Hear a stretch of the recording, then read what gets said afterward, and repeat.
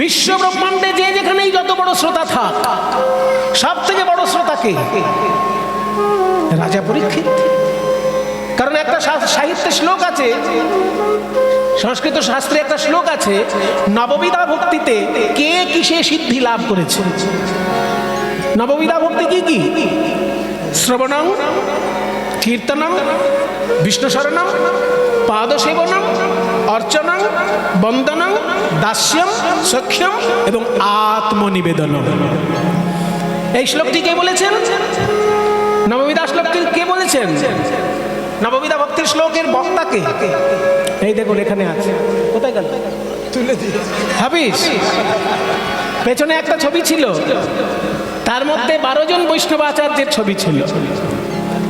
আমি কোনো একটি আসরে 12 জন বৈষ্ণবাচার্যের নাম বলেছিলাম। সেই নামটা শুনে এখানকার শ্রোতাদের ভেতরে এতটা প্রভাব পড়েছে যে তারা কীর্তনের আসরে সেই 12 জন বৈষ্ণবাচার্যের ছবি দিয়ে পেছনটাকে সাজিয়ে দিয়েছে।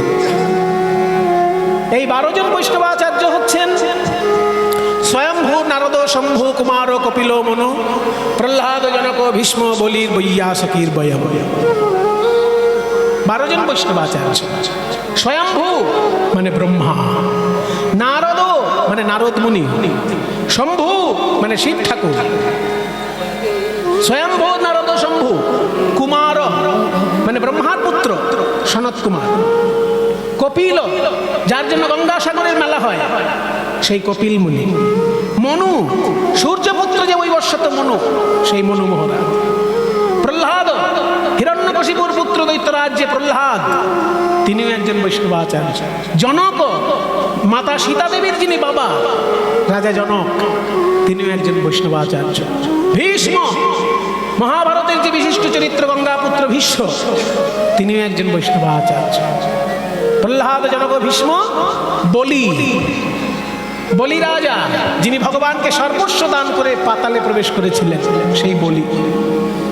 বৈয়াসকি মানে ব্যাসদেবের পুত্র সুখদেব গোস্বামী। এবং বয়ম, এই শ্লোকটি যিনি বলেছেন, এই 12 জন বৈষ্ণবাচার্যের শ্লোক যিনি বলছেন, তিনি হলেন স্বয়ং যমরাজ। ওই জন্য যমরাজ নিজের দিকে হাতটা বলছে যে 11 জনের নাম বললাম, আর 12 নম্বরে আমার নামটা লিখে নাও, বয়ম। মানে আমরা এই 12 জন বৈষ্ণবাচার্য। এই 12 জন বৈষ্ণবাচার্যের মধ্যে নববিধা ভক্তির শ্লোকটাকে বলেছেন, শুনে রাখুন। দৈত্যরাজ প্রহ্লাদ, হিরণ্যকশিপুর পুত্র প্রহ্লাদ, তিনি বলেছিলেন হিরণ্যকশিপুর কাছে এই নববিধা শ্লোকের ভক্তির শ্লোক। শ্রবণং, কীর্তনং, বিষ্ণু স্মরণং, পাদসেবনম, অর্চনং, বন্দনং, দাস্যম, সখ্যম, আত্মনিবেদনম। ইতি পুংসার্পিত বিষ্ণু ভক্তিশ্চন্নবলক্ষণা ক্রিয়তে ভগবতী যদ্ধা তন্মন্যেধিতমোত্তমম। এই দুটো শ্লোক প্রহ্লাদের মুখের শ্লোক। সেইখানে যে নববিধা ভক্তি বলা হয়েছে, আর তার মধ্যে কোন ভক্তিতে কে সিদ্ধি লাভ করেছে, তার উপর একটা শ্লোক আছে। কোন ভক্তিতে কে সিদ্ধি লাভ করেছে? প্রথম হচ্ছে শ্রবণ। শ্রবণে সিদ্ধি লাভ করেছে কে? রাজা পরীক্ষিত।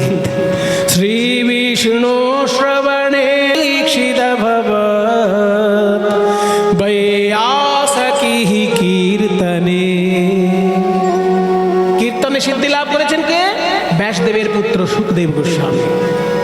বৈয়াসকি কীর্তনে প্রহ্লাদ স্মরণে তদঙ্ঘ্রি ভজনে লক্ষ্মী পৃথু পূজনে সর্বস্বাত্মনিবেদনে বলিরভূত। নববিধা ভক্তি। শ্রবণে সিদ্ধি লাভ করেছে রাজা পরীক্ষিত, কীর্তনে সিদ্ধি লাভ করেছেন সুখদেব গোস্বামী, স্মরণে সিদ্ধি লাভ করেছেন প্রহ্লাদ। শ্রবণং, কীর্তনং, বিষ্ণু শরণম, পাদসেবন, চরণ সেবায় সিদ্ধি লাভ করেছেন মা লক্ষ্মী, যিনি এখনো চরণ সেবা করে চলেছেন। অর্চনম, পূজায় সিদ্ধি লাভ করেছেন পৃথু মহারাজ, পৃথু।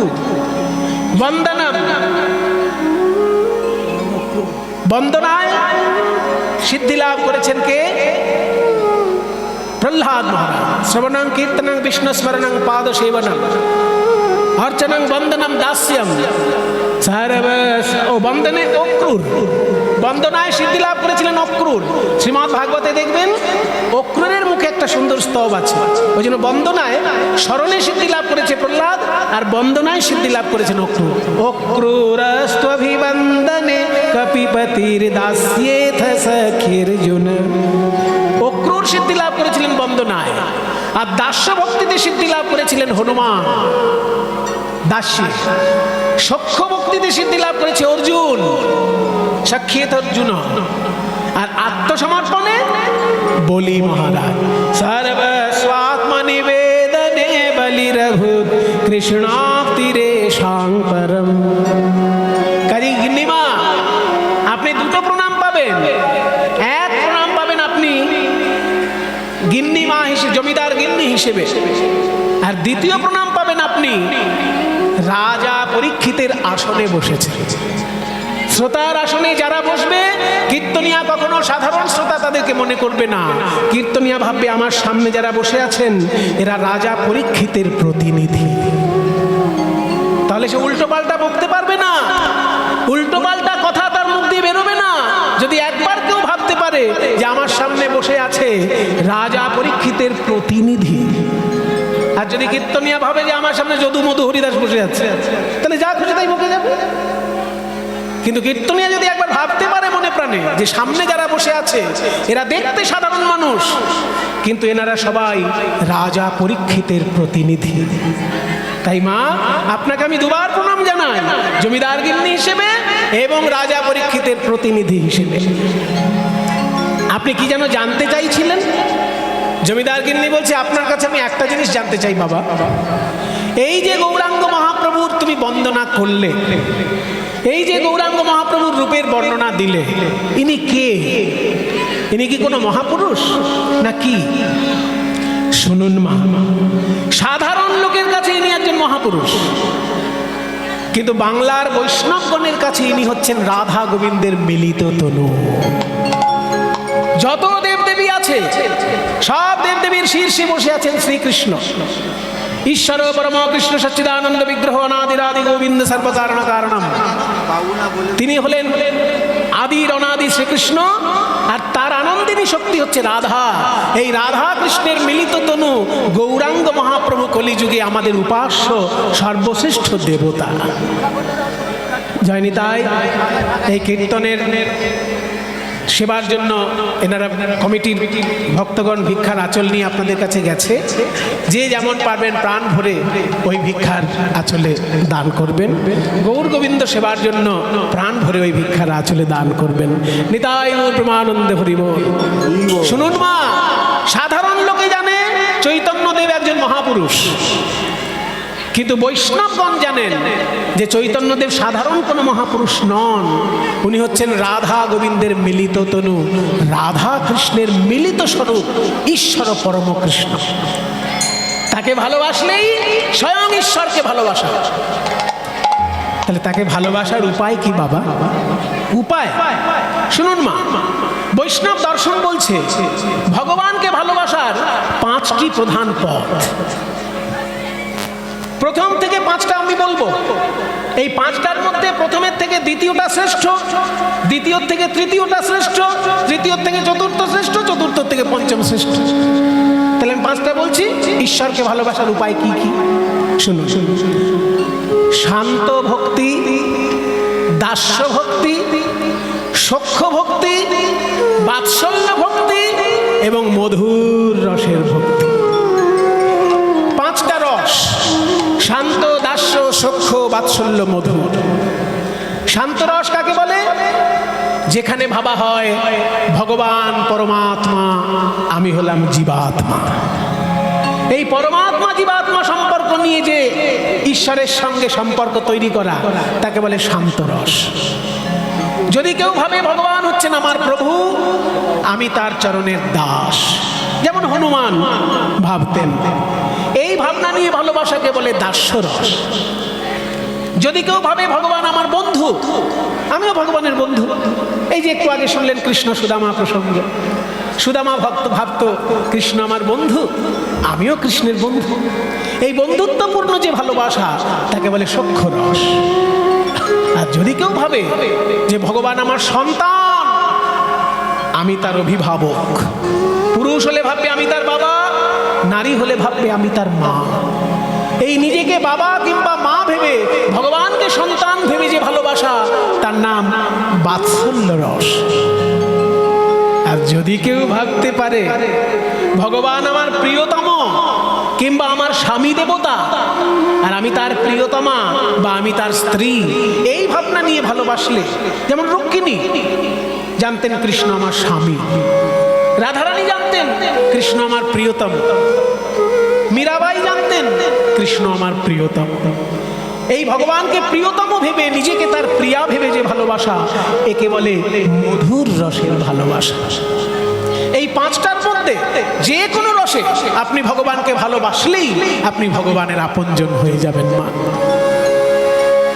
শোনো কীর্তনিয়া বাবা, তুমি তো বললে একের থেকে দ্বিতীয়টা শ্রেষ্ঠ, দ্বিতীয় থেকে তৃতীয়, তৃতীয় থেকে চতুর্থ, চতুর্থ থেকে পঞ্চম শ্রেষ্ঠ। তা সর্বশ্রেষ্ঠ যদি ওই মধুর রস হয়, ওটা তো আমার আশ্রয় করা সম্ভব নয়। কারণ আমি জীবনে আমার পতিদেবতার আসনে আর কাউকে বসাতে পারবো না। আমার পতিদেবতাই আমার কাছে ঈশ্বর। কাজেই পতিদেবতাকে যখন আমি আমার আসনে বসিয়েছি, সেখানে আমি আর ভগবানকেও বসাতে পারবো না। কিন্তু আমার তো সন্তান নেই। ওই যে বললে ভগবানকে সন্তান রূপেও ভালোবাসা যাবে, তাহলে আমি গৌরাঙ্গ মহাপ্রভুকে যদি আমার সন্তান ভাবি, উনি কি কোনোদিন আমাকে মা বলে ডাকবেন? কোনোদিন কি ডাকবেন আমাকে মা বলে? সে কি গো মা, ডাকবেন না? উনি তো বলে দিয়েছেন, না হং বসামি বৈকুণ্ঠে যোগী নাম হৃদয়ে নচ মদ ভক্তা যত্র গায়ন্তি তত্র তিষ্ঠামি নারদ। বলেছেন, ওগো নারদ, আমি বৈকুণ্ঠে থাকি না, গোলকে থাকি না, আমার ভক্তগণ যেখানে আমার গুণগান করে আমি সেখানে থাকি। ভক্ত যদি আমাকে আকুল প্রাণে ডাকে, আমি তাকে সাড়া দিই। তারে ডাকলে নাকি পাওয়া যায়, শুনেছি কানে।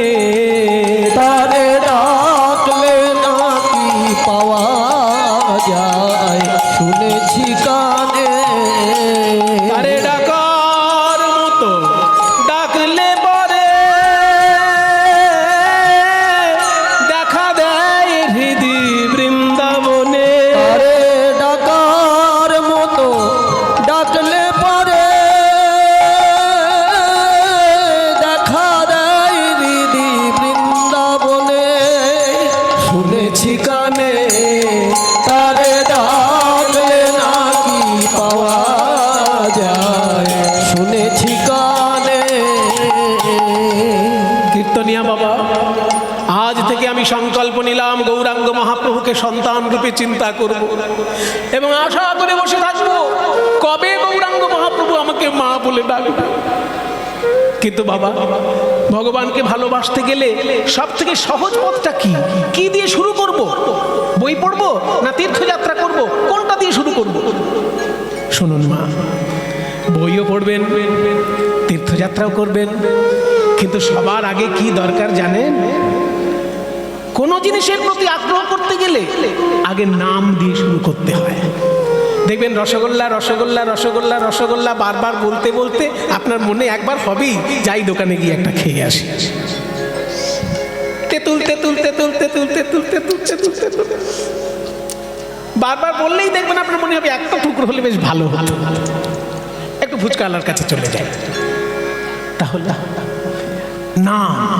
নামের মধ্যে ভগবানের অমৃত দেওয়া আছে, তাই আপনি তার নাম করতে থাকুন, তার প্রতি ভালোবাসা আপনার আপনি জেগে উঠবেন।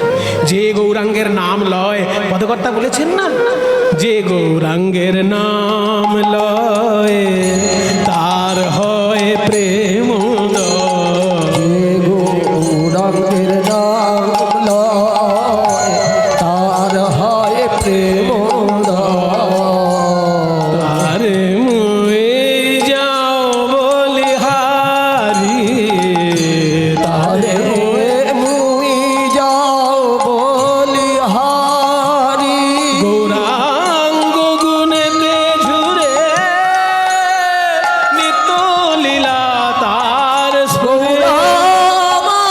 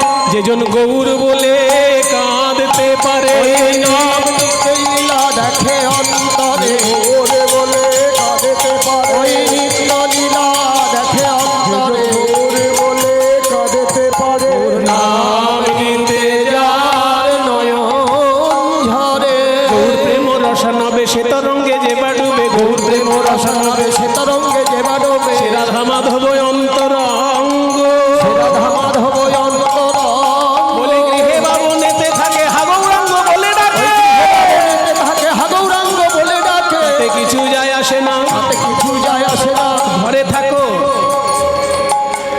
ঘরে থাকো আর মঠেই থাকো কিছু যায় আসে তোমরা ঘরে থাকো আর মঠে থাকো তাতে কিছু যায় আসে না ঘরে থাকো আর মঠেই থাকো হা গৌরাঙ্গ বলে ডাকো ঘরে থাকো আর মঠে থাকো গৌরাঙ্গ বলে ডাকো ঘরে থাকো আর মঠে থাকো হে গৌর হে গৌর হে গৌর হে প্রাণ গৌর হে গৌর হে গৌর হে গৌর হে তাহলে আপনি বলছেন গৌরাঙ্গ মহাপ্রভুর নাম যদি আমি করতে থাকি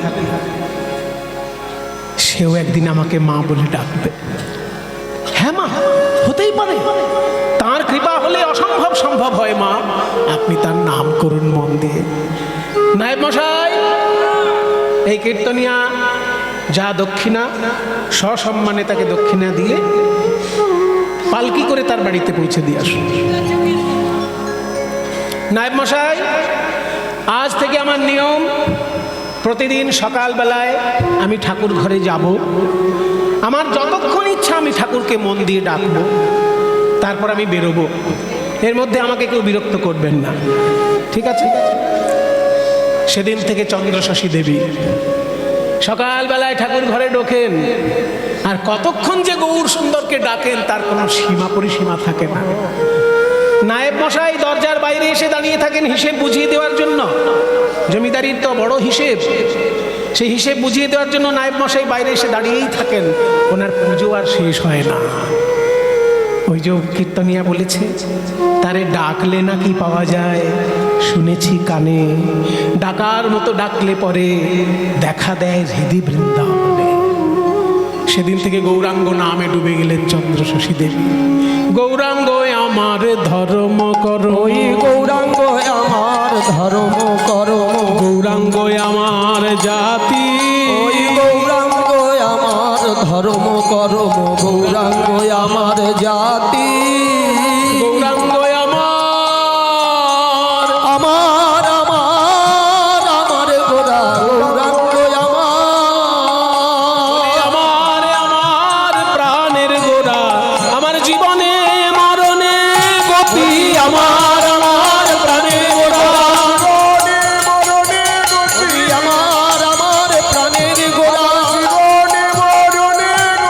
গৌরাঙ্গ আমার, গৌরাঙ্গ আমার কুলশীল, ওই গৌরাঙ্গ আমার কুলশীল, বলি গৌরাঙ্গ আমার গতি, ওই গৌরাঙ্গ আমার কুলশীল মান, গৌরাঙ্গ আমার গতি, আহা গৌরাঙ্গ আমার সর্বস্ব ওই ধন, গৌরাঙ্গ আমার সর্বস্ব ধন, গৌরাঙ্গ করেছি ওই সার, গৌরাঙ্গ আমার সর্বস্ব ধন, জীবনে করেছি সার, বলি গৌরাঙ্গ আমার পরাণ ওই পুতলি, গৌরাঙ্গ আমার পরাণ পুতুলি, গৌরাঙ্গ আমার পরাণ পুতলি, গৌরাঙ্গ আমার পরাণ বলি পুতুলি, গৌরাঙ্গ গলার হার, ওই গৌরাঙ্গ আমার পরাণ পুতুলি, গৌরাঙ্গ গলার হার, আমি গৌর বিনে আন জানি না, গৌর বিনে আজ জানি না, বলি কিবা দিবা কিবা নিশি, গৌর বিনে আন জানি না, কিবা দিবা কিবা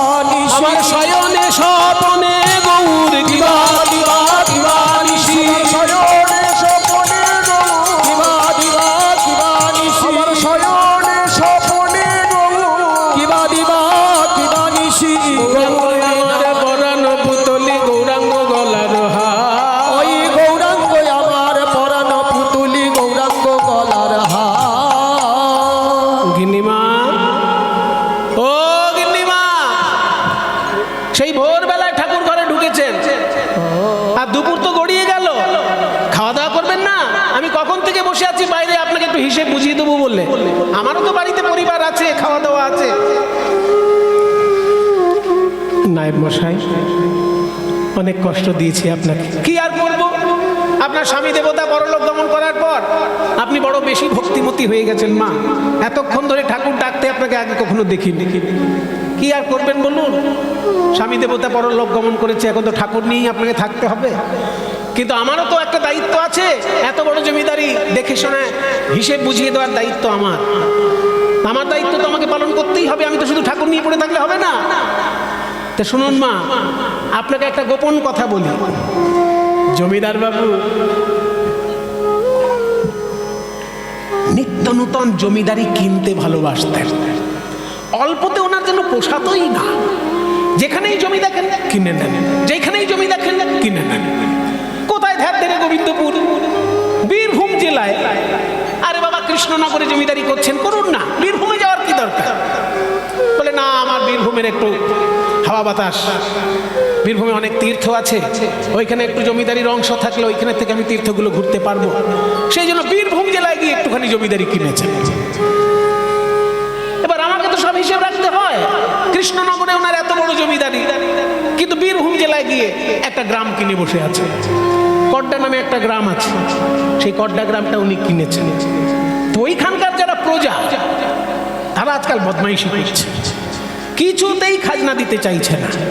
প্রজারা কিছুতেই বুঝতে চায় না যে আমরা তাদের খাজনাগুলো নিয়ে বসে বসে খাই না। এই সারা বাংলার যিনি রাজা, তাকে কর বুঝিয়ে দিয়ে আসতে হয়। সব খাজনা রাজা নবাবকে বুঝিয়ে দিয়ে আসতে হয়। নবাব দয়া করে আমাদেরকে যতটুকু দেয় সেইটা আমরা বসে খাই। আমরা সরাসরি প্রজার থেকে খাজনা নিয়ে খাই না, এটা প্রজারা বুঝতেই চায় না। তারা ভাবে কি জমিদার বাবু আমাদের থেকে খাজনা নিয়ে বসে বসে খাচ্ছে। যত দোষ নন্দ ঘোষ, এই জমিদার বাবুর উপরে সব দোষগুলো আসে। কিন্তু খাজনা তো দিতে হচ্ছে রাজাকে, আমরা শুধু মাঝখানে মধ্যস্থতা করছি, এটা ওই প্রজারা বুঝতেই চায় না। তুই কড্ডা গ্রামের লোকগুলো 2 বছর ধরে খাজনা দেয়নি, এইবার 3 বছরে পড়েছে। তা আপনার তো স্বামী দেবতার পরলোক গমন করেছেন, বেদবা হয়েছেন, তা আপনি একটু পালকিতে করে চলুন। আপনাকে দেখে পরিস্থিতি বুঝে যদি একটু তারা খাজনাটা দেয়। ঠিকই বলেছেন নায়েব মশাই, আমার স্বামীর সমস্ত কিছু আমাকেই তো দেখে রাখতে হবে। কবে যাবেন বলুন? পালকিতে চড়ে আমি যাব বীরভূম জেলা। এই ঠাকুর মশাই, পঞ্জিকা দেখো, পঞ্জিকা দেখো। মঙ্গলে উষা বুধে পা, তারপর যথা ইচ্ছা তথা যা। দারুণ কথা। তাহলে এইবার মঙ্গলবারেই প্রস্তুত হতে হবে। হ্যাঁ, হলেই আমরা মঙ্গল বুধবারের মধ্যে শুভ সময় দেখে বেরিয়ে পড়ব। চলো তাই চলো, বীরভূম জেলায় যাব। বীরভূম জেলা সারা বাংলার মধ্যে একটা অত্যন্ত গুরুত্বপূর্ণ জেলা। সব থেকে বড় কথা হলো স্বয়ং নিত্যানন্দ প্রভুর জন্মস্থান। যে নিত্যানন্দ প্রভু ছাড়া চৈতন্যদেবের এই ভাবান্দোলন একেবারে অসম্ভব কথা। সেই নিত্যানন্দ প্রভুর জন্মস্থান হচ্ছে বীরভূম। তারপরেও শাস্ত্রীয় দিক দিয়ে একটা বড় ব্যাপার, সতী নারী যখন সতী দেহটা টুকরো টুকরো করে দিয়েছিলেন সুদর্শন চক্র চালিয়ে বিষ্ণু, সেই সময় সতীর যে অঙ্গগুলো 51টা তীর্থে গিয়ে পড়েছে, 51 পীঠ তৈরি হয়েছে। সেই 51টা পীঠের মধ্যে 5টা পীঠস্থান শুধু বীরভূম জেলাতে। আমাদের এই দিকটা যেমন কালীঘাট 51 পীঠের এক পীঠ, কালীঘাট হচ্ছে 51 পীঠের এক পীঠ, তেমনি বীরভূম জেলায় 5খানা পীঠস্থান আছে। আপনারা শুনলে অবাক হবেন, তারাপীঠ কিন্তু এই 5টা পীঠের বাইরে। অনেকে ভাবে যে তারাপীঠ বোধহয় 5টা পীঠের একটা, 51 পীঠের এক পীঠ, তা কিন্তু নয়। এই 5টা পীঠের বাইরে তারাপীঠ। 5টা পীঠ ছাড়াও আরো, তারাপীঠ ছাড়াও আরো 5টা পীঠস্থান বীরভূম জেলার মধ্যে আছে। কাজে একদিকে শাক্ত ধর্মের তীর্থ, একদিকে বৈষ্ণব ধর্মের নিত্যানন্দ প্রভুর জন্মস্থান, আবার ওদিকে গীত গোবিন্দ যিনি রচনা করেছিলেন জয়দেব গোস্বামী, তাই সেই জয়দেব গোস্বামীরও জন্মস্থান বীরভূম, চণ্ডীদাসের জন্মস্থান বীরভূম। কাজেই মহাতীর্থ বীরভূম। চলো পালকি করে সেই তীর্থকে প্রণাম করে আসি। এই পালকি বাহন, বহন করে নিয়ে চলো।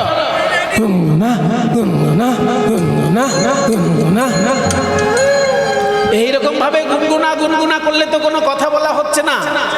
জমিদার গিন্নি বললেন, এই বাহক এদিকে এসো, গুনগুনা গুনগুনা এটা কেন করছো? মা, আমরা চারজন মিলে পালকি বইব তো, তা আমাদের একটা তালে তালে হাঁটার জন্য আমরা ওইটা করে নিয়েছি। গুনগুনা গুনগুনা গুনগুনা এইটা বললে আমাদের হাঁটতে একটু সুবিধা। বলে, শোনো বাবা, এই মুখ ভগবান দিয়েছে কেন জানো? ঈশ্বরের নাম করে জীবনটাকে ধন্য করার জন্য। তাই নিরর্থক শব্দ না করে ঈশ্বরের নাম দিয়ে শব্দ বলো, তাহলে জীবন ধন্য হয়ে যাবে। গুনগুনাটাই বলো, কিন্তু তার আগে শুধু শব্দটা জুড়ে দাও। বলো, গৌর গৌর গুনগুনা, গৌর গৌর গুনগুনা, গৌর গৌর গুনগুনা, গৌর গৌর গুনগুনা, গুন বিনা বলবো না, গৌর গৌর গুনগুনা, গুন বিনা বলবো না, গৌর গৌর গুনগুনা। নাচিতে নাচিতে তারা করিল গম, নাচিতে নাচিতে তারা করিল গম, আরে নাচিতে নাচিতে তারা করিল গম, নাচিতে নাচিতে তারা করিল গম। বীরভূম জেলায় আসি দিল দর্শন, বীরভূম জেলায় আসি দিল দর্শন, আনন্দ ধরে না, আনন্দ ধরে না, বীরভূম জেলায় এসে আনন্দ ধরে না। ওই বীরভূম জেলায় এসে আনন্দ ধরে না। বীরভূম জেলা সারা বাংলার মধ্যে বিখ্যাত জেলা, কারণ ৫১ পীঠের মধ্যে ৫টা পীঠস্থান, নিত্যানন্দের জন্মস্থান, আবার তারাপীঠ, বক্রেশ্বর, আবার ওদিকে জয়দেব গোস্বামীর কেন্দ্রবিল্ল, চণ্ডীদাসের নানুর, হেমর্চিত, চারিদিকে মহাপুরুষ। বাংলার কবি বলছেন, ভারতবর্ষ এমন একটা দেশ, 3 দিকে 3টে সাগর, একদিকে বঙ্গোপসাগর, একদিকে আরব সাগর, আর একদিকে ভারত মহাসাগর।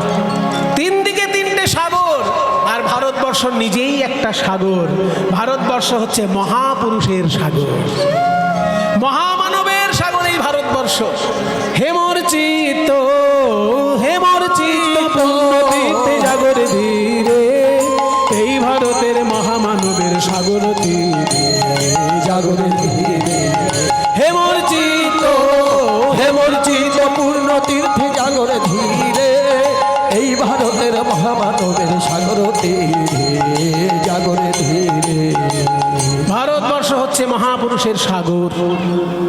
ভারতবর্ষের পতাকা মাস্টার মশাই ব্যবস্থা করেছেন, সবাই মিলে একবার প্রণাম করবেন, কারণ আমাদের মর্যাদা হচ্ছে আমাদের দেশের পতাকা। একবার শুধু প্রণাম করে রেখে দেন, কারণ যেখানে সেখানে ভারতবর্ষের পতাকা বারবার আন্দোলন করা ঠিক না। একবার দেখানো হয়েছে, সবাই মিলে আমরা প্রণাম জানিয়েছি, ভারত মাতা কি, ভারত মাতা কি, ভারত মাতা কি, বন্দে মাতরম, হেমর্চিত, হেমর্চিত পূর্ণ তীর্থে জাগর ধীরে, এই ভারতের মহামানবের সাগর তীরে, জাগর ধীরে। হেমর্চিত, হেমর্চিত পূর্ণ তীর্থে জাগর ধীরে, এই ভারতের মহামানবের সাগর তীরে, জাগর ধীরে। হেথায় দাঁড়ায়ে, হেথায় দাঁড়ায়ে দুবাহু বাড়ায়ে নমি নর দেবতারে, উদার ছন্দে পরমানন্দে বন্দন করি তারে। হেমর্চিত, হেমর্চিত পূর্ণ তীর্থে জাগরে ধীরে, এই ভারতের মহামানবের সাগর তীরে, জাগরে ধীরে। ধ্যান গম্ভীরে ভূধর নদী জপমালান্ত প্রান্তর, ধ্যান গম্ভীর ওই যে ভূতর নপি জপমালা প্রান্ত, হেথায় নিত্য হের পবিত্র ধরিত্রী রে, এই ভারতের মহামানবের সাগর তীরে, জাগর ধীরে। হেমর্চিত, হেমর্চিত নদীতে জাগর ধীরে, এই ভারতের মহামানবের সাগর তীরে, জাগরে ধীরে। কেহ নাহি জানে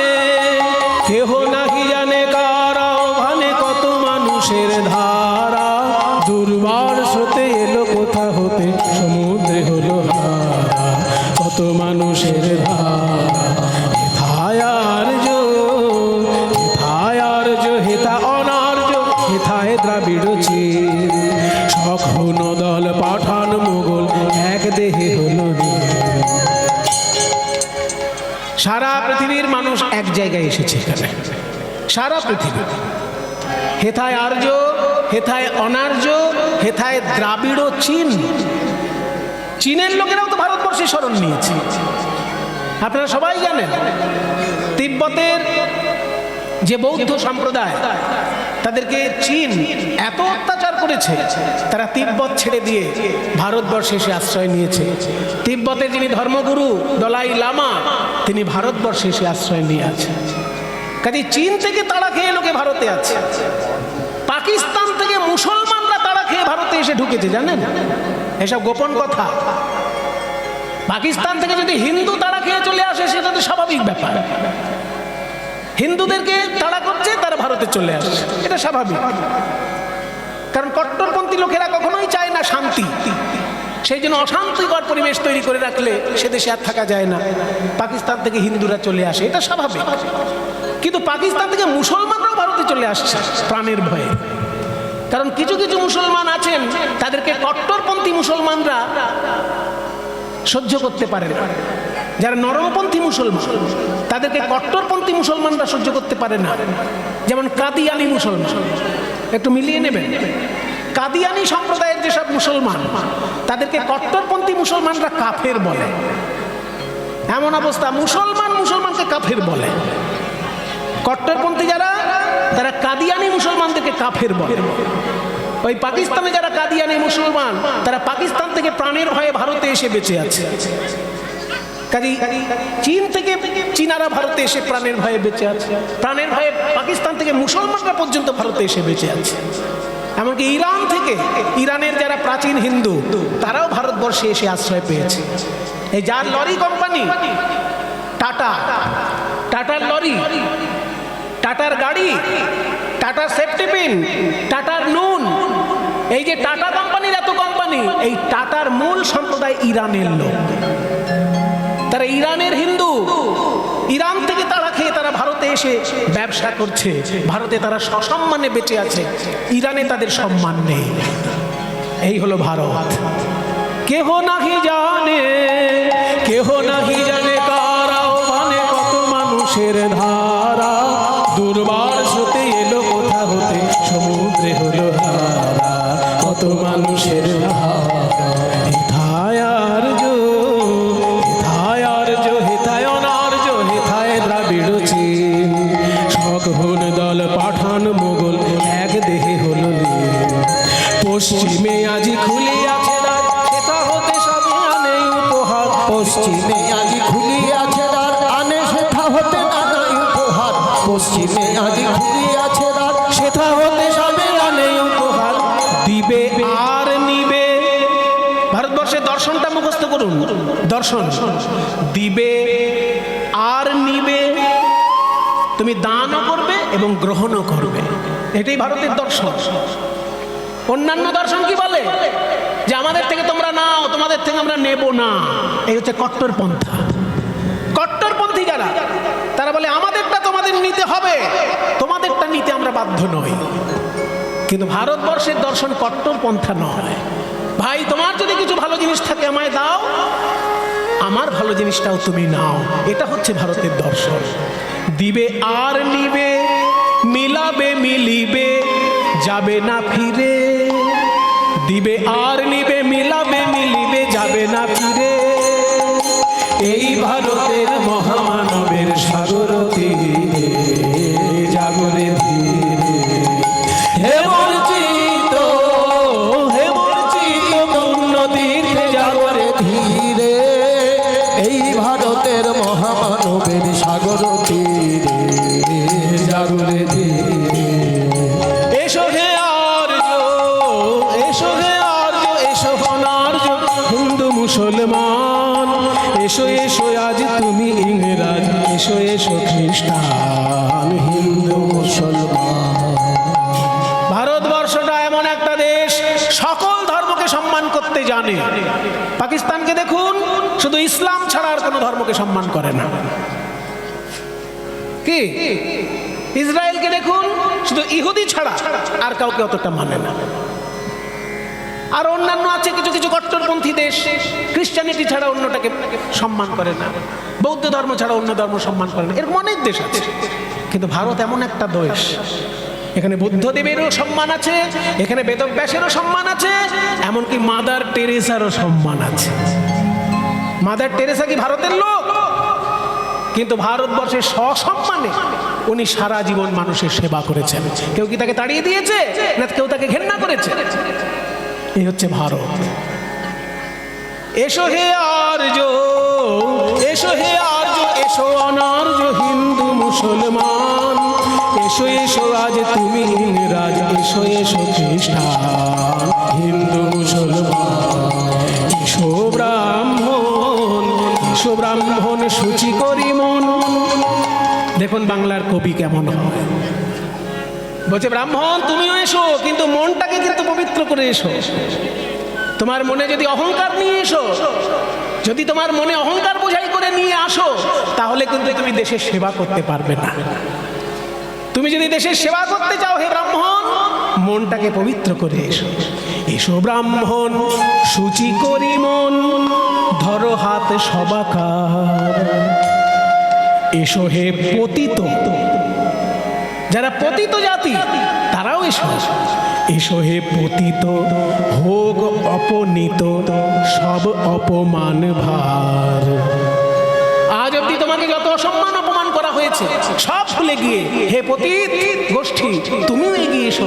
ব্রাহ্মণ তুমিও তোমার অহংকার ছেড়ে এগিয়ে এসো, কারণ ভারতবর্ষটাকে আমাদের সকলে মিলে সুন্দর করে সাজাতে হবে। এসো ব্রাহ্মণ, এসো ব্রাহ্মণ সূচি করি মন, ধরো হাত সবাকার, এসো হে পতিত হোক অপনীত সবে অপমান ভার। মান অভিষেকে এসো এসো তরা, মঙ্গল ঘট হয় নিজে ভরা, মান অভিষেকে এসো এসো তারা, মঙ্গল ঘট হয় নিজে ভরা, সবার স্পর্শে পবিত্র করা তীর্থ নীরে, আজি ভারতের মহামানবের সাগর তীরে, জাগরে চিত্ত হে মোর চিত্ত পূর্ণ তীর্থে জাগরে ধীরে, এই ভারতের মহামানবের সাগর তীরে, জাগরে ধীরে, এই জাগরে ধীরে। ভারতবর্ষ মহাপুরুষের দেশ, বীরভূম জেলাও তাই। একদিকে বামা খেপা, একদিকে প্রভু নিতাই চাঁদ, একদিকে জয়দেব গোস্বামী, একদিকে চণ্ডীদাস ঠাকুর। চণ্ডীদাসের সেই বিখ্যাত কথা, শুনো হে মানুষ ভাই, সবার উপরে মানুষ সত্য, তাহার উপরে নাই। আবার বর্তমান কালে রবীন্দ্রনাথ ঠাকুরের যে বিরাট বড় তপভূমি, বিরাট বড় সাধন ক্ষেত্র শান্তিনিকেতন, যেখানে সারা পৃথিবীর মানুষ একত্র হয়েছেন জ্ঞান অর্জনের জন্য এবং জ্ঞান বিতরণের জন্য। কিন্তু আমি যখনকার ঘটনা বলছি তখন শান্তিনিকেতন ছিল না বীরভূমে, কিন্তু নিত্যানন্দ জন্মস্থান ছিল, চণ্ডীদাসের জন্মস্থান ছিল, জয়দেবের জন্মস্থান ছিল, বামা ক্যাফার তারাপীঠ আছে। তাই যখন গড্ডা গ্রামে আসছে, জমিদার গিন্নি প্রবেশ করছে, ও গিন্নি মা এই দেখুন গ্রামের লোক কেমন খারাপ লোক, 2 বছর ধরে খাজনা দেয়নি, আবার রাস্তার পাশে একটা গর্ত খুঁড়ে রেখেছে। আরে বাবা, রাতের অন্ধকারে কোনো বুড়ো মানুষ যদি এখান থেকে যায় হোঁচট খেয়ে পড়বে কিনা? দেখুন কিরকম লোক, গ্রামের লোক, 2 বছর খাজনাও দেয়নি, আবার গর্ত করে রেখেছে। হ্যাঁ, জমিদার গিন্নি বলছেন, দেখুন নায়েব মশাই, কারোর সম্পর্কে ভালো করে খোঁজ খবর না নিয়ে আগেই দোষ দেবেন না। এই যে রাস্তার পাশে গর্তটা খুঁড়েছে গ্রামের লোক, কেন খুঁড়েছে আগে তাদের জিজ্ঞেস করুন, কোনো কারণ আছে কিনা আগে জানুন, তারপর তাদেরকে দোষ দিন, না জেনে কেন দোষ দিচ্ছে। হ্যাঁ, এটা আপনি ঠিক বলেছেন। চলুন তাহলে গ্রামে গিয়ে খবর নিই। গ্রামে যেই জমিদার গিন্নি এসেছেন, গ্রামের লোক ভয়েতে সবাই ঘরে ঢুকে গিয়ে দরজা জানলা বন্ধ করে দিই, এই দরজা বন্ধ কর, দরজা বন্ধ কর। জমিদার গিন্নি মা এসেছেন, আচ্ছা মতন ধলাই দেবে, 2 বছর খাজনা দাওনি, লাঠির বাড়ি এমন পিঠে পড়বে না।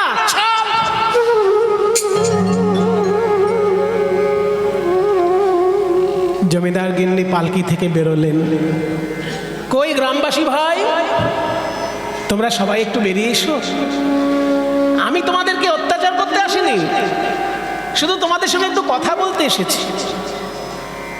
ও মা, গিন্নিমা তো ভালো কথা বলছে রে, চল দেখি কি বলি শুনি। সবাই দরজা খুলে আস্তে আস্তে এসে জড়ো হলো। গিন্নিমা পেন্নাম হই, শুনেছি আপনার স্বামী দেবতা পরলোক গমন করেছেন, আমরাও খুব দুঃখিত। আপনার তো সবই শুনেছেন, তবু আমার একটা প্রার্থনা আছে আপনাদের কাছে। হ্যাঁ বলুন গিন্নিমা। আমি নায়েব মশাইয়ের মুখে শুনলাম গত 2 বছর নাকি আপনারা খাজনা দেননি, এই বছর নাকি আপনারা দেবেন না ভেবেছেন। আপনাদেরকে সেই জন্য বলতে এসেছি। আপনারা অনেকেই মনে করেন যে আপনাদের কাছ থেকে খাজনা নিয়ে আমরাই বোধহয় খেয়ে বসি, তা কিন্তু নয়। আপনাদের কাছে যত টাকা খাজনা পাওয়া যায় সবটাই বাংলার নবাবকে জানানো হয়। নবাবের ভান্ডারে সেই খাজনা জমা পড়ে। নবাব আমাদের সংসার চালানোর জন্য যে খরচাটুকু দেন তাতে আমাদের সংসার চলে। আপনাদের খাজনা সরাসরি আমরা খাই না। ও মা, গিন্নিমা কি সুন্দর বুঝিয়ে কথা বলছে রে। সত্যিই তো, আমাদের খাজনা তো নবাবের কাছে জমা পড়ে, ওখান থেকে ওনারা মাইনে পান। আমরা যা তা বলি জমিদার সম্পর্কে। তা আপনারা যে 2 বছর খাজনা দেননি, এই খাজনা তো আমার পকেট থেকে যাবে রাজার ঘরে। শুনুন গিন্নিমা, আমরা 2 বছর দিতে পাইনি কেন, পারিনি কেন, সেটা তো ওই নায়েব মশাই কোনোদিন জিজ্ঞেস করেন। নায়েব মশাই এসে শুধু আমাদেরকে অত্যাচার করে খাজনাটা নিয়ে চলে যায়। সেই জন্য 2 বছর আমরা ফিরিয়ে দিয়েছি যে মরে গেলেও খাজনা দেব না। কিন্তু দিইনি কেন এটা জিজ্ঞাসা কেউ করেন। আপনি যখন জিজ্ঞাসা করছেন আপনাকে বলি, শুনুন গিন্নিমা, 2 বছর যে আমাদের চাষ হয়নি তা নয়, চাষ হয়েছে, কিন্তু খাজনা আমরা দিতে পারিনি। তার কারণ যা চাষ হয়েছে আমাদের সংসারে খেয়ে পড়ে যতটুকু আমরা খেয়েছি তার বাকি অংশটা বিক্রি করে আমরা ওই পয়সা দিয়ে গ্রামে একটা নতুন মন্দির বানিয়েছি। আপনি এই গ্রামে প্রবেশ করার মুখে একটা গর্ত দেখতে পেয়েছেন? হ্যাঁ, গর্ত তো একটা দেখেছি। নায়েব মশাই বলছিলেন আপনারাই নাকি ওই গর্ত করেছেন। হ্যাঁ, নায়েব মশাই তো ওটাই বলবেন, দোষটাই দেবেন। কেন গর্ত করেছি নায়েব মশাই জানে কোনোদিন? আপনাকে বলবো গিন্নিমা, আপনি খুব ভালো মানুষ মনে হচ্ছে। শুনুন ওই গর্ত কেন হয়েছে। ওইখানে আগে একটা ঢিপি ছিল। সেই ঢিপিতে একটা অদ্ভুত ঘটনা ঘটত। আমাদের এই গ্রামে যে গোয়ালা বাস করে তার নাম হারান খ্যাপা। সেই হারান গোয়ালার গরু গোয়াল ঘর থেকে দড়ি ছিঁড়ে চলে যায় ওই ভিটের উপর, ওই ঢিপির উপর। ওই ঢিপির উপর গিয়ে যখন গরুটা দাঁড়ায়, কি আশ্চর্য ব্যাপার, তার বাঁট থেকে আপনা আপনি দুধ পড়ে। একজন দেখলো, দুজন দেখলো, 5 জন দেখলো, এই করতে করতে সারা গ্রামের লোক দেখে ফেললো যে হারানের গরু ওই ঢিপির উপর গিয়ে দাঁড়ায় আর তার বাঁট থেকে আপনা আপনি দুধ পড়ে। তাই একদিন গ্রামের লোক সবাই মিলে সিদ্ধান্ত নিল যে ওই ঢিপিতে কি এমন জিনিস আছে যে গরুটা ছুটকে গিয়ে আপনি গিয়ে ওখানে দাঁড়ায় আর তার বাঁট থেকে দুধ পড়ে, এটা দেখা দরকার। এই জন্য আমরা গ্রামবাসী মিলে একদিন কোদাল কুড়ুল নিয়ে গিয়ে ব্রাহ্মণ ঠাকুর মশাইকে নিয়ে গিয়ে মন্ত্রতন্ত্র পাঠ করে উনি ফুল জল ছিটিয়ে দিলেন। তারপর আমরা কোদাল কুড়ুল নিয়ে সেই মাটি খুঁড়তে লাগলাম। ঘুরতে ঘুরতে কি দেখলাম জানেন? ওই মাটির ঢিপি খুঁড়ে তার ভিতর থেকে ওই মাটির মধ্যে নিতাই গৌর মূর্তি রাখা ছিল। ভিতর নিতাই গৌর মূর্তি রাখা ছিল। পদতলে দাস মুরারি গুপ্ত লেখা ছিল। পদতলে দাস মুরারি গুপ্ত লেখা ছিল। পদতলে দাস মুরারি গুপ্ত লেখা ছিল। মাটি খুঁড়ে দেখা গেল উজ্জ্বল নিতাই গৌর মূর্তি, কাঠের মূর্তি। এত বছর ধরে মাটির নিচে আছে কিন্তু কোনো দাগ নেই, কিচ্ছু নষ্ট হয়নি। মনে হচ্ছে কেউ যেন এখনই পুঁতে রেখে গেছে। বলরাম দাস বাবাজি এসে সেই মূর্তিকে স্নান করিয়ে ভালো করে নেড়ে চেড়ে দেখলেন মূর্তির পায়ের তলায় লেখা আছে দাস মুরারি। মুরারি গুপ্ত। সম্ভবত মহাপ্রভুর পার্ষদ মুরারি গুপ্তের সেবিত ঠাকুর। এই মুরারি গুপ্ত কে আমরা তো কিছু জানি না। আমাদের গ্রামের বৈষ্ণব বলরাম বাবাজি আছে, বলরাম বাবাজিকে ধরলাম, আপনি তো অনেক বইটই পড়েন, এই মুরারি গুপ্তটা কে?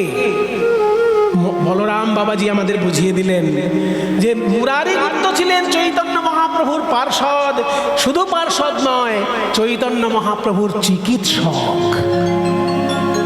আমাদের যেমন সর্দি কাশি জ্বর জ্বালা হলে ডাক্তারবাবুর কাছে যাই, তেমনি নিমাই পণ্ডিতের যখন শরীর খারাপ হতো ওষুধ দিতেন এই মুরারি গুপ্ত।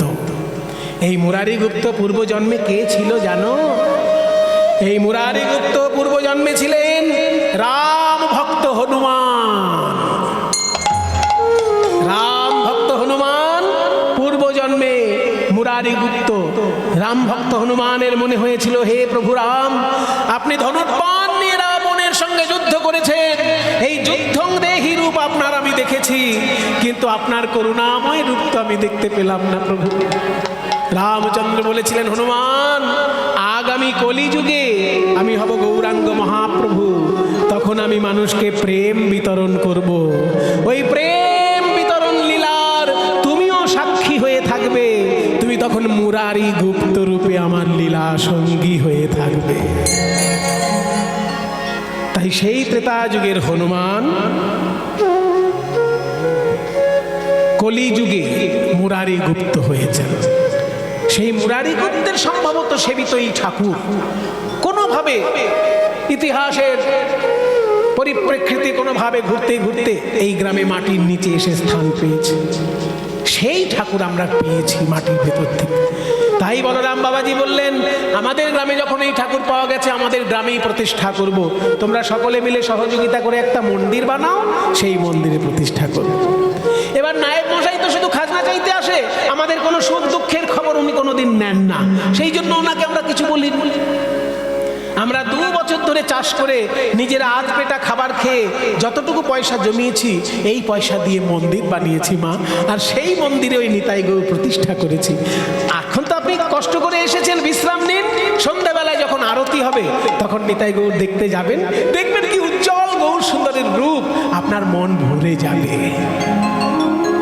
জমিদার গিন্নি বললেন, তোমরা এত ভালো একটা কাজ করেছো আর আমি জানতেই পারিনি।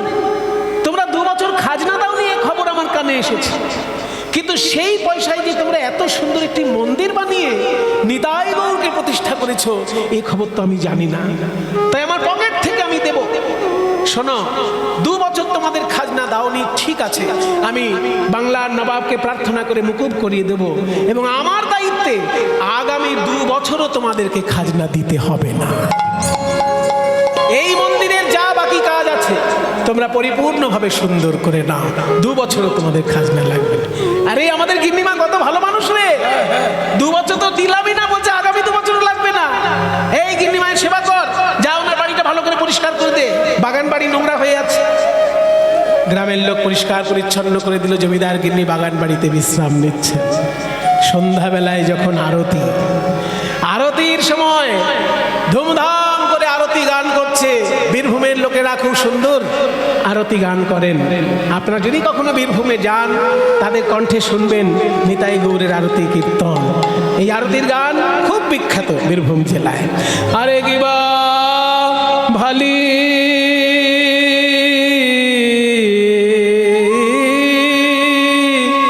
গোরা চাঁদের আরতি বনি।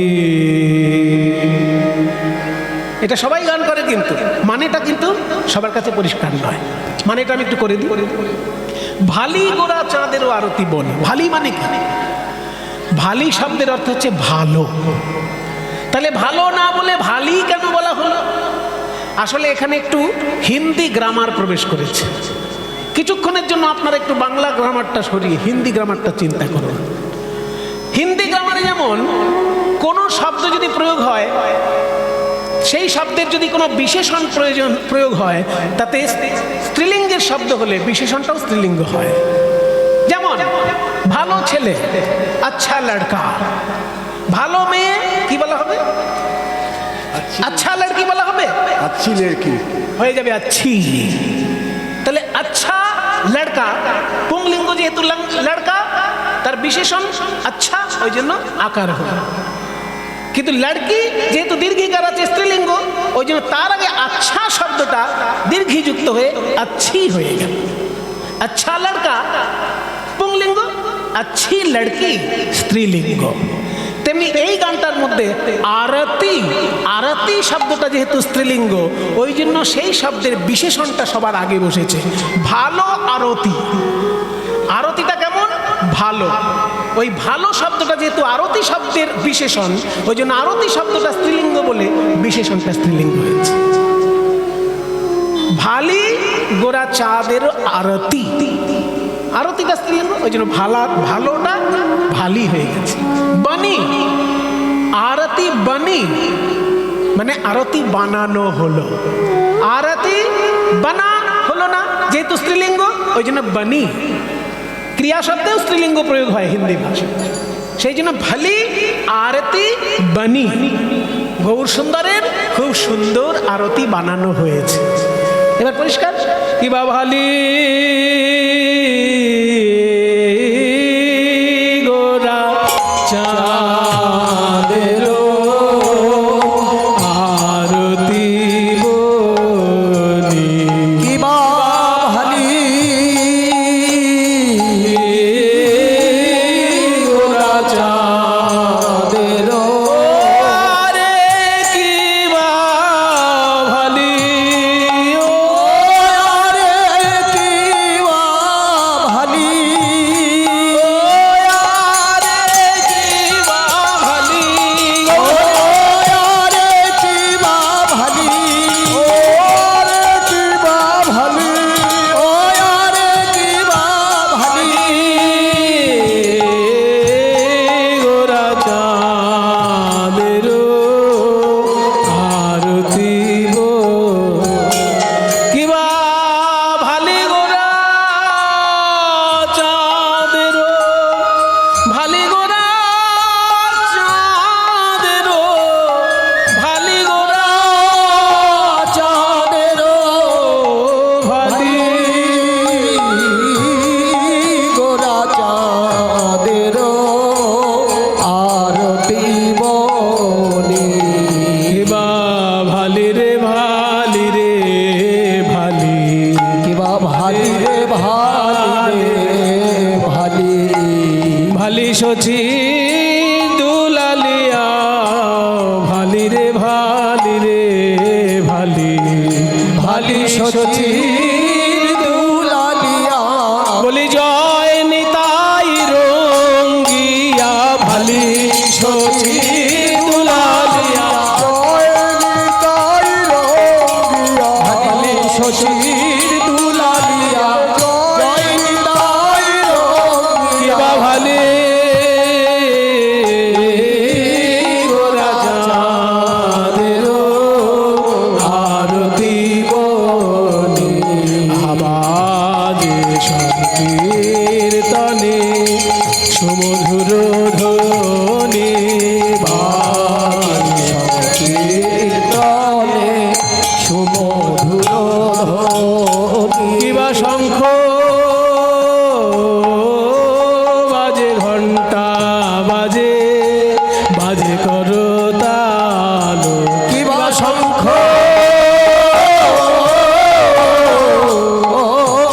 বাজে ঘন্টা বাজে বাজে করো তাল মধুর মৃদঙ্গ বাজে শুনিতে রসালো, মধুর মৃদঙ্গ বাজে। শুনিতে রসালো এখানে শ্রীপাদ রামদাস বাবাজি মহারাজ কি সুন্দর আখর দিয়েছেন। শঙ্খ বাজে, ঘন্টা বাজে, বাজে করতাল, মধুর মৃদঙ্গ বাজে শুনিতে রসাল।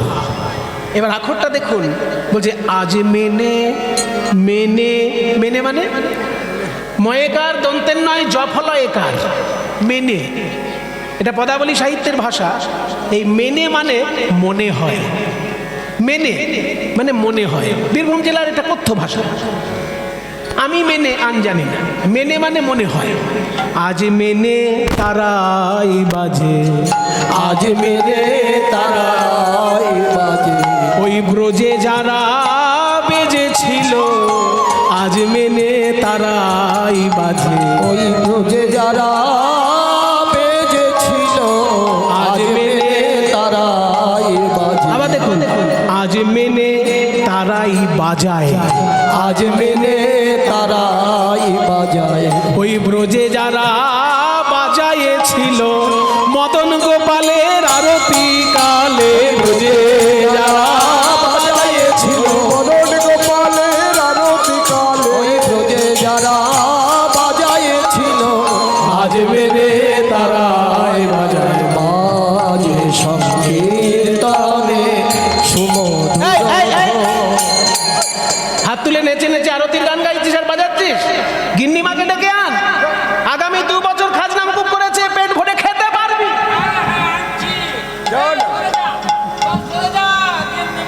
খাজনা মুকুব করে দিল, তার কথা মনে নেই, যা ডেকে নিয়ে আয়। ঠিক, গিন্নিমা আসছে, সবাই সরে যা, সরে যা, সরে যা, সরে যা। আসুন গিন্নিমা, এই যে সুন্দর নিতাই গৌর, আপনি সামনেই দাঁড়িয়ে দেখুন, আমরা তো সারা বছরই দেখব, আপনি সামনে যান। গিন্নিমা সামনে প্রথম দেখলেন নিতাই গৌরের মূর্তি। ওই যে কীর্তনিয়ার কাছে শুনেছিলেন, তারে ডাকলে নাকি পাওয়া যায়, শুনেছি কানে।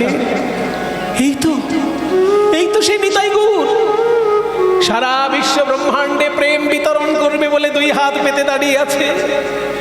ওরে আয় গোলকের প্রেম নিয়ে যা বলে 2 ভাই দাঁড়িয়ে আছে। এই নিতাই গৌর, গৌরাঙ্গ মহাপ্রভু রাধা কৃষ্ণ মিলিত তনু। আমি তো তাকে ছেলে বলে ভাবছি, কিন্তু ওই নিতাই গৌর কি কখনো আমাকে মা বলে ডাকবে? নিতাই গৌরের মুখের দিকে তাকিয়ে আকুল নেত্রে তাকিয়ে রইলেন জমিদার গিন্নিমা। ওদিকে আরতির গান চলছে, বীর বল্লভ দাস শ্রী গৌর চরণে আস, বীর বল্লভ দাস শ্রী গৌর চরণে আজ। মহিমা প্রভু পাটপাড়ি বাজনা,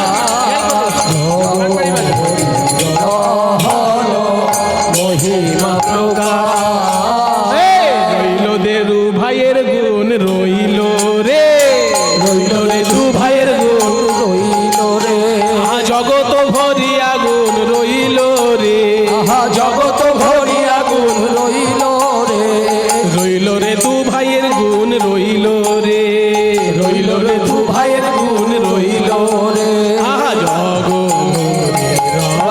হলো মহিমা প্রকাশ, জগ ভরিয়া হলো মহিমা প্রকাশ। গিন্নিমা বলো বাবা, আমাদের আরতি গান হয়ে গেছে মা, আপনি এবার ঘরে যেতে পারেন। গিন্নিমা বললো, আরেকটু দেখতে পাবো না? আমার নিতাই গৌর তো তোমাদের কাছে ভগবান, কিন্তু ওরা তো আমার কাছে ছেলে, ছেলের কাছ থেকে মা দূরে সরে যাবে। থাক বাবা, থাক বাবা, নিতাই গৌর তোরা সুখে থাক, আমি গিয়ে বিশ্রাম নিই, দেখি কালকে কখন যেতে পারি বা পরশু কখন যেতে পারি। নিতাই গৌর তোমরা ভালো থেকো। নিতাই গৌরকে দর্শন করে প্রণাম করে মা জননী গেলেন তো নিজের ওই বাগান বাড়িতে, কিন্তু সারা রাত্রির ঘুম আসছে না। যখনই চোখ বন্ধ করতে যাচ্ছেন ঘুমাবেন বলে, অমনি চোখের সামনে আরতির ওই শোভা ভেসে উঠছে। পঞ্চপ্রদীপ, কর্পূর প্রদীপ, জল শঙ্খ, পবিত্র বস্ত্র, চামর, পুষ্পাঞ্জলি, সবকিছু ভেসে উঠছে চোখের সামনে, কিছুতেই ঘুম আসছে না। ও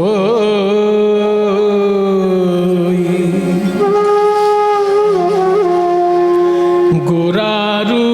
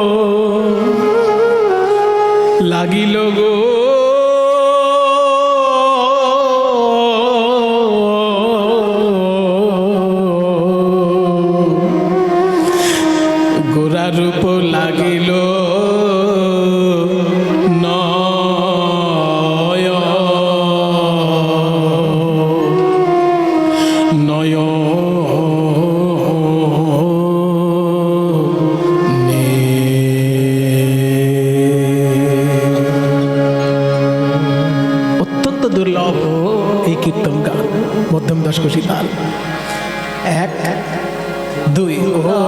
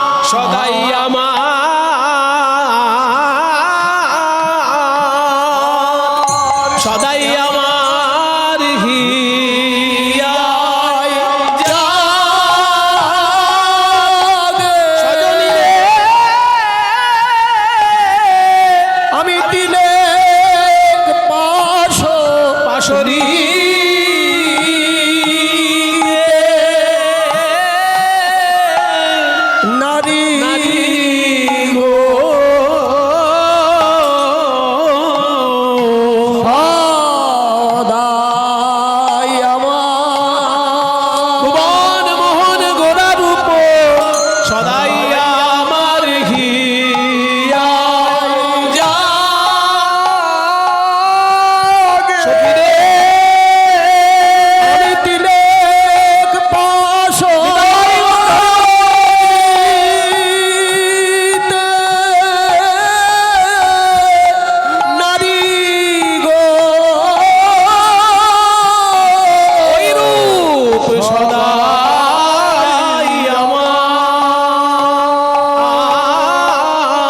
সদাই আমার হিয়ায় যাবে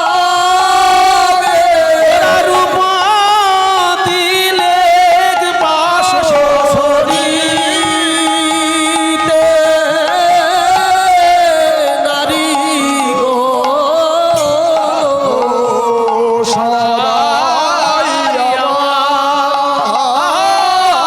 সদাই আমার হিয়ায় যাবে ওই ভুবন মোহন গো রূপ সদাই আমার হিয়ায় যাবে কিবা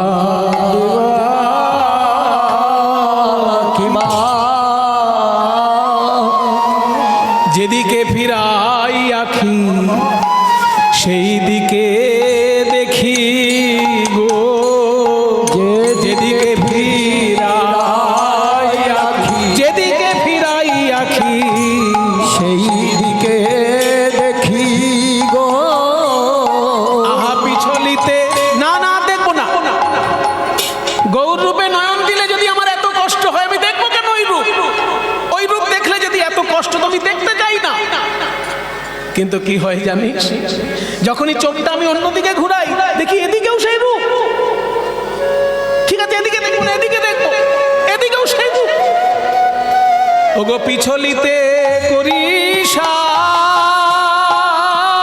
সাধ না পিছলে আখিরে ওই পিছলিতে করি আমি নয়নকে বলি ওরে নয়ন গৌর রূপে নয়ন দিলে যদি তোর এত ব্যথা তবে কেন দেখিস ঘুরে ফিরে ওই রূপ কেন দেখিস অন্যদিকে যা কিন্তু আমার আখি মানা মানে না আমার আখি মানা মানে না বলি সেই দিকেই চাই আখি মানা মানে না বলি সেই দিকে চাই আখি যেথায় গৌর রূপে মাখামাখি সেই দিকে চাই আখি রূপে মাখামাখি সেই দিকে চাই আখি রূপে মাখামাখি সেই দিকে চাই আখি রূপে মাখামাখি সেই দিকে চাই আখি রূপে মাখামাখি তাই বলে গৌরাঙ্গ পেরে খানি বড়ই বিষম রে গৌরাঙ্গ প্রীতি খানি বড়ই বিষম রে বাসু কহে নাহি রহে কুলের ধর্ম বলি কুল ধর্ম থাকে না কুল ধর্ম থাকে না ওই মোহন রূপে নয়ন দিলে কুল ধর্ম থাকে না ওই ভোলা রূপে নয়ন দিয়ে কুল ধর্ম থাকে না ওই মোহন রূপে নয়ন দিলে তারে কুল অকুল দুকুল ভাসে মোহন নয়ন দিয়ে কুল কুল দুকুল ভাসে মোহন রূপে নয়ন দিয়ে কুল কুল দুকুল ভাসে মোহন রূপে নয়ন দিয়ে কুল কুল দুকুল ভাসে মোহন রূপে নয়ন দিয়ে কুল কুল দুকুল ভাসে কুল ধর্ম থাকে না বাসু